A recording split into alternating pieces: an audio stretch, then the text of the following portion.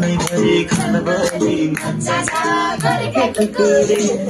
झुटो होइन बिरामी साचा छ मनैभरि खलबली मचा छ गोर्खे कुकुरे लौरे